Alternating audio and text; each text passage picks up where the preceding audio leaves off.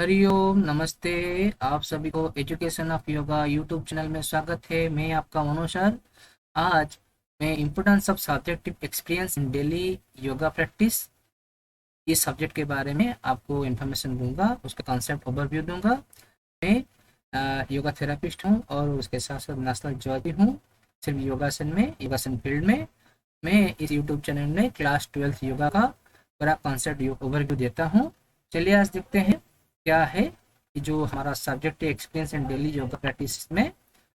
तो इसमें बोला गया है कि अगर हम योगा प्रैक्टिस हमारे दिनचर्या में लाते हैं, डे टू डे लाइफ में लाते हैं, तो उसके अंदर में क्या क्या हमारा अनुभूति आ सकता है। ठीक है, all round health and well being, इसमें इम्प्रूव्स हेल्थ। ठीक है, ऑब्वियसली अगर हम योगा अडॉप्ट करते हैं, योगा क्या है, non invasive medicine, non invasive alternative medicine, जो ना कि हम एलोपैथी लेते हैं, ना कि कोई दूसरा कुछ मेडिकेशन ले रहे हैं जिसकी वजह से हम डिजीज को क्योर करने की वजह से और उसके अंदर में साइड इफेक्ट भी आ जाता है। तो इसमें क्या हो रहा है, हम हमारा जो योग करने के बाद इसमें जितना सारा बेनिफिट आता है वो क्या होता है, सिर्फ पॉजिटिव इम्पैक्ट ही देता है हमारे हेल्थ को, ना कि नेगेटिव इम्पैक्ट देता है। ठीक है, नेगेटिव फीडबैक भी देता है। ठीक है, तो इसमें फीडबैक जो है हमारा, सिर्फ योगा के माध्यम से हम पॉजिटिव फीडबैक फीडबैक ही हम एक्सपीरियंस करते हैं। हाँ, अगर कोई हमारा जो आसन जो हम अडॉप्ट करते हैं, तो अगर कोई रॉन्गली प्रैक्टिस हम करते हैं, रॉन्गली हम मिसगाइड होते हैं, तो उसका जो प्रैक्टिस का जो प्रभाव है हमारे अंदर में पड़ता है। तो इसीलिए मैं मेरे ये जो पिछला वीडियो चैनल में भी मैंने बोला था, अगर जो भी आपको आसन का प्रैक्टिस करना है तो उसमें आपको प्रॉपरली गाइडेंस के साथ एक अच्छे गुरु के पास आपको सीखना है। ठीक है, अभी देखते हैं गिव्स मेंटल स्ट्रेंथ। जब भी हम मेडिटेशन बैठेंगे, जब भी हम ओम करेंगे, जब भी हम हमारा धारणा ध्यान में जाएंगे, तो हमारा जो मेंटल जो सोचने का जो तरीका रहता है वो धीरे धीरे क्या होता है, इंट्रोवर्टेड रहता है। ठीक है, जिसकी वजह से हमारा जो परसेप्शन है, सेंस ऑफ परसेप्शन है, जो सोचने का जो तरीका रहता है बाहर की ओर, वो धीरे धीरे क्या होता है, निरुद्ध रहता है। ठीक है, इसीलिए पतंजलि जी ने कहा कि योग चित्त वृत्ति निरोधः, तो जो चित्त का जो वृत्तियां हैं हम योग के माध्यम से ही उसको निरोध करते हैं, जिसलिए हमारा मेंटल जो स्ट्रेंथ होता है। ठीक है, और जिसकी वजह से हम हमारा जो सोचने का तरीका है वो चेंज होता है, हमारा जो क्रिएटिविटीनेस, हमारा जो स्किलनेस, हमारा जो डे टू डे लाइफ में दूसरे के साथ डील करने का जो तरीका है वो सारे धीरे धीरे बिल्डअप होने का है। ठीक है, इम्प्रूव फिजिकल स्ट्रेंथ। जब भी हम आसन के साथ साथ प्राणायाम, धारणा और उसके साथ साथ हम क्रिया भी करते हैं, तो हमारे बॉडी में automatically physical strength and stamina दोनों आता है। ठीक है, हमारे अंदर में स्ट्रेंथ एंड स्टेमिना दोनों बूस्ट होता है। Protect from injury and detoxify the body. Protect from the injury, जहाँ पे अगर मान लीजिए हम कुछ स्पोर्ट्स खेल रहे हैं, जिम्नास्टिक हो गया, वॉलीबॉल हो गया और खो खो हो गया, एनी स्पोर्ट्स, तो उसमें क्या होता है ना, आजकल आप देखोगे फिजिकल एजुकेशन टीचर वालों ने भी योगा को दे रहे हैं, योगा को प्रेफरेंस देके योगा सिखा रहे हैं। क्यों सिखा रहे हैं, क्योंकि योगा के अंदर में ना क्या है, आपका जो लिगामेंट का फ्लेक्सिबिलिटी आता है, जिसकी वजह से मान लीजिए अगर एग्जाम्पल लेता हूँ, अगर आप कबड्डी खेल रहे हैं, तो अगर पैर मोच आ गया कि पैर मुड़ गया, तो वहाँ पे जो घुटनों का लिगामेंट होता है प्राय और वो टूट जाता है, वो क्या होता है, वो टीयर हो जाता है। नहीं तो जो एंकल का जो लिगामेंट होता है वो टीयर हो जाता है, जो कि वो ऑपरेशन के बाद ही वो ठीक होता है। कभी कभार वो ठीक होता है, कभी कभार ठीक ही नहीं होता है। तो वो जो क्या होता है, टाइटनेस की वजह से होता है, स्टिफनेस की वजह से होता है, जाकि वहाँ पे फ्लेक्सिबिलिटी वहाँ पे कम है। इसीलिए योग जो माध्यम जो है, ये लिगामेंट जितने सारे जॉइंट एरिया है वो फ्लेक्सिबिलिटी लाता है, जहाँ पे वो स्ट्रेंथन से स्टिमुलेशन के साथ साथ रिलैक्सेशन भी प्रोवाइड करता है। ठीक है, अगर अगर हम देखते हैं detoxify the body, detoxify the body मतलब क्या हो गया, हमारे अंदर में जितना सारा टॉक्सिक चीजें हैं जो हम खाते हैं, तो उसको ना डिटॉक्सिफाई करते हैं। ठीक है, वो करने से हमारा बॉडी अच्छी तरह से हेल्दी रहेगा एंड वेलबींग की तरह हम सोचने लगेंगे। ठीक है, तो डिटॉक्सिफाई क्या उसमें है, जिसमें हम पढ़े थे सटक्रिया के बारे में पढ़े थे।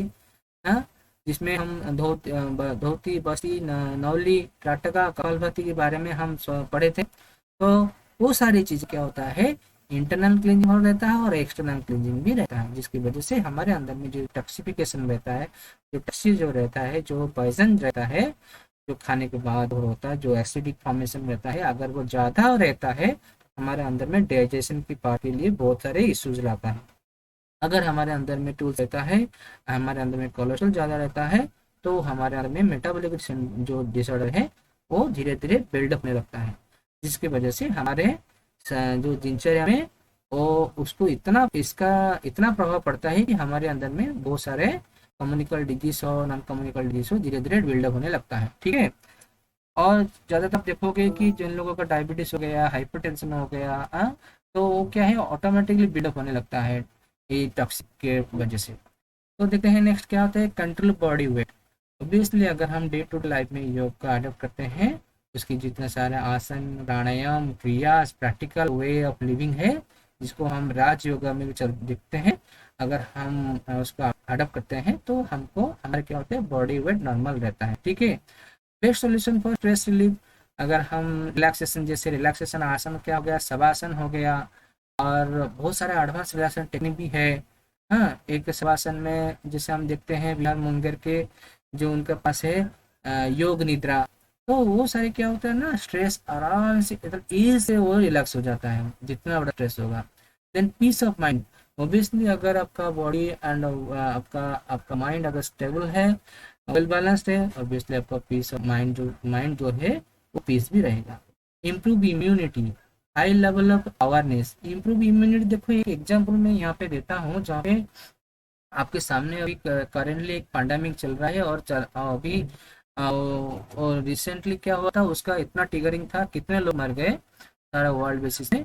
लेकिन ये हम एक अश्योर कर सकते हैं, जिन लोग ने योग को एडॉप्शन लिया है, जो लोग योगा प्रैक्टिशनर है, हाँ, उनको कोरोना का इतना प्रभाव नहीं रहा, क्योंकि उनका जो इम्यूनिटी सिस्टम जो है बहुत ही बूस्ट है। तो इसीलिए हमको डे टू डे लाइफ में योगा प्रैक्टिस लाना चाहिए। High level of awareness, high level of awareness क्या होता है, अगर हम इस चीज़ को अप्लाई करते हैं तो हमारे अंदर में हमेशा एक कॉन्शियसनेस रहता है कि मुझे कितना खाना चाहिए, मुझे कितना पानी पीना चाहिए, मुझे कितना प्रैक्टिस करना चाहिए, मैं क्या करना चाहिए जिसमें मेरा मेमोरी डेवलपमेंट हो, मुझे क्या करना चाहिए जिसमें मेरा जो स्ट्रेंथ एंड डेवलपमेंट हो, फ्लेक्सिबिलिटी हो, और दिनचर्या मेरा अच्छा होना चाहिए। तो ये सारी चीज़ें ना अवेयरनेस धीरे धीरे क्रिएट होता रहता है, जिसकी वजह से हमारा पढ़ने के चाह और ज्ञान के बारे में चाह, ये सारी चीज़ें हमारे इम्प्रूव होने लगता है। देन योगा इम्प्रूव रिलेशनशिप, ये योगा इम्प्रूव रिलेशनशिप, तो ये रिलेशनशिप की ये एक टर्म कैसे आ गया, देखिए, जिसमें अगर ये फैमिली कंडीशन में अगर हम देखते हैं एनवायरमेंट में, अगर पूरा परिवार अगर योगा को अडॉप्ट करते हैं, तो उनके घर में जो रहता है, जो कलेश की जो वातावरण रहता है, जो एंजाइटी रहता है, स्ट्रेसेस लेता रहता है जो वर्क के रिलेटेड में, और उसके स्टिमुलेशन के जो साथ साथ जो रहता है वहाँ पे जो रेस्पॉन्डिंग एक्ट रहता है, जिसकी वजह से वो हमेशा डिप्रेशन में रहते हो, घर में लड़ाई झगड़ा जो करते रहते हैं, उसके लिए ये सारी चीज़ें ना उनका रिलेशनशिप बिगड़ता रहता है।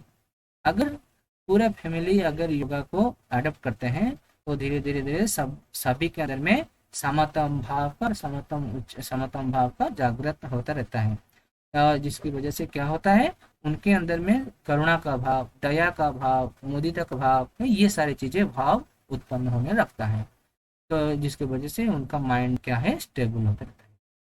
देन इंक्रीजेस एनर्जी, जहाँ पे हमारा अगर हम योग अडॉप्ट करते हैं, तो हमारा ऑब्वियसली जो स्ट्रेंथ है, स्टामिना है, धीरे धीरे बिल्ड होने लगता है। ठीक है।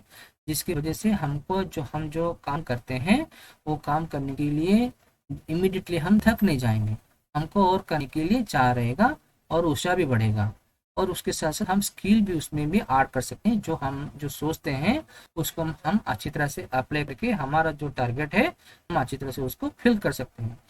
ठीक है। अभी देखते हैं, yoga gives you better flexibility and postures. Obviously जितना सारा आसन गया है 12th क्लास में, आपने देखा होगा, वो बहुत सारे एडवांस भी आसन है, जहाँ पे शीर्षासन है, तो जहाँ पे मैरासन भी है। तो वहाँ पे ना क्या होता है, धीरे धीरे हम, अगर आप देखोगे 11th क्लास में जितना सारा योगा प्रैक्टिस है, 12th क्लास में थोड़ा थोड़ा हार्ड प्रैक्टिस है। तो ये एक प्रोसीजर रहता है जिसमें हम धीरे धीरे हमारा बॉडी में फ्लेक्सिबिलिटी बिल्डअप करते हैं और पोस्चर का धीरे धीरे हम एक बेसिक से लेके पूरा एडवांस के प्रैक्टिस में हम जाते हैं। जैसे मैं आज नेशनल जज में हूँ, जिसमें मैं बचपन में से लेके जैसे पूरा मान लीजिए 16-17 ईयर तक मैं कंपटीशन सेक्टर में था, योगा आसन कंपटीशन सेक्टर में था, जिसमें नेशनल फर्स्ट हूँ, स्टेट फर्स्ट हूँ और बहुत सारा फर्स्ट पोजीशन लिया हूँ। जिसमें क्या हो है ना, वो वहाँ पे क्या एडवांस लेवल का प्रैक्टिस रहता है योगासन पोस्चर का। अगर हम पोस्चर की बात करते हैं तो क्या होता है ना, अगर आप उसमें करते हो तो बेसिकली आसन में क्या होता है, एक आपको इतना ऐसा एक्सपीरियंस मिलेगा। अगर कोई गलती करता है, अगर कोई उसमें कोई प्रॉब्लम दिक्कत आता है तो आप इमीडिएटली उसको ठीक कर सकते हैं। ठीक है। Yoga helps in improving intuition. Intuition क्या है, एक चीज जो है ना, हम एक उदाहरण लगा देते हैं कि ये हो सकता है, ठीक है, जिसमें ये सही होगा। तो हमारा जो सोचने का तरीका होता है एक पॉजिटिव फीडबैक के साथ साथ वो सही से लगता है योग के माध्यम से, इसमें एक मेंटल हेल्थ का पूरा एकदम स्ट्रांगली बिल्डअप होने के साथ साथ उसमें जो जितना सारा परसेप्शन है, स्पिरिचुअल इफेक्टनेस है, वहाँ पे आराम से आ जाता है। ठीक है। Social health, physical health and spiritual health. तो यहाँ पे देखो, mental health, social health, physical health, spiritual health. तो ये जो चारों हेल्थ है ना, ये आपका एक आश्रय फैक्टर है, जिसमें ये आपका हेल्दी लिविंग स्टाइल के साथ साथ आपका जो मेंटल वेलबींग है धीरे धीरे अच्छी तरह से बिल्डअप होता है योग के माध्यम से। तो मैंने इसमें इस चैप्टर में आपको पूरा कवर किया है। देखो, मेंटल हेल्थ और उसके साथ साथ मेंटल हेल्थ में क्या अंतराय है, व्याधि, स्थान, संशय, प्रमाद, आलस्य, अभिरति, भ्रांति दर्शन, आरब्ध भूमिकता। ठीक है। और उसका हेल्पिंग फैक्टर क्या है, दुख, दौर, मनुष्य, अंग में जयत्वा, श्वास प्रश्वास, ये सारी चीजें अभी देखते हैं। अभी ये होने के बाद क्या होता है, अविद्या, अस्मिता, राग, द्वेष, अभिनिवेश, पंच क्लेश आता है। तो उसको ठीक करने के लिए हम क्या कर रहे हैं, चित्त प्रसादन की ओर हम सोचते हैं, जिसमें मैत्री, करुणा, मुदिता, उपेक्षा, ये सारी चीजें आता है। उसके साथ साथ क्या आता है हमारा क्रिया योगा, जिसमें तपा, श्रद्धा, ईश्वर प्रणिधान के बारे में बोला गया।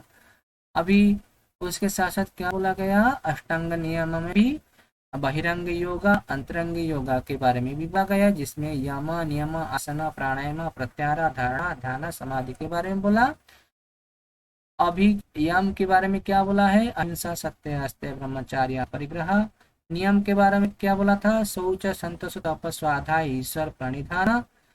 अभी अभी देखते हैं स्थिरम सुखम आसनम, एक इसका बेसिक सूत्र दिया है हमने, आपको सारी चीजें याद रखना है, पिछले वीडियो में ये सारे है। देन प्राणायाम में क्या है, तस्मिन् सति श्वास प्रश्वास योग गति विच्छेद प्राणायाम। तो ये सारी चीजें पिछले वीडियो में है, आप उसको देख सकते हैं। तो आज के लिए बस इतना ही। आप सभी को मेरे चैनल में जुड़े रहने के लिए बहुत बहुत धन्यवाद। Thank you.